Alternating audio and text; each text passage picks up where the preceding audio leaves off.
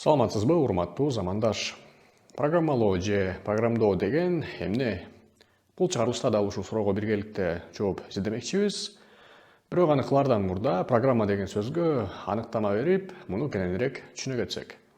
Биз колдонгон кир жугуч машина, микроволновка, соц тармактардан тартып, Марс, космосту изилдеген аппараттардагыдай түзмөктөрдүн бардыгында программалар орнотулган.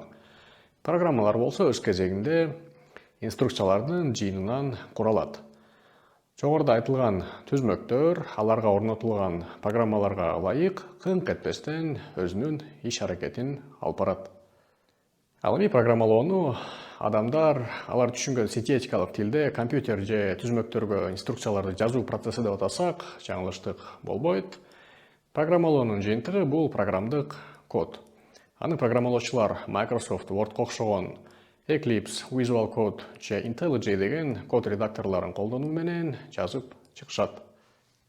Программдык код программалоо тилин колдонуу менен жазылып чыгат. Табигый тилдерде эле ал синтаксистин, грамматиканын колдонулушун талап кылат. Деги эле программалоо тилдерин биз табигый тилдерге окшоштурсак болот. Табигый тилдерди биз адамдарга өз оюбузду билдирүү үчүн колдонсок, программалоо тилдерин биз компьютер же түзмөктөргө инструкцияларды түшүндүрүү үчүн колдонобуз.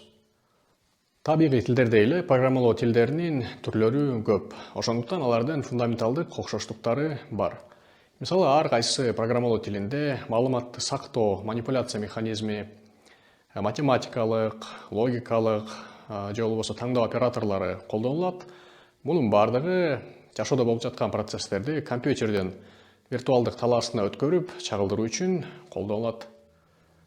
Корутундулай кетсек, ар кандай түзмөктөрдү, компьютерлерди иштетиш үчүн программалар колдонулат. Алар өз кезегинде программалоо тилдери аркылуу жазылган инструкциялардан куралган. Табигый тилдерде эле программалоо тилдери өзүнүн лексикасына, грамматикасына жана сөздүгүнө ээлик кылат. Ушуну менен бул чыгарылыш аягына келип жетти. Көңүл бурганыңыздар үчүн чоң рахмат.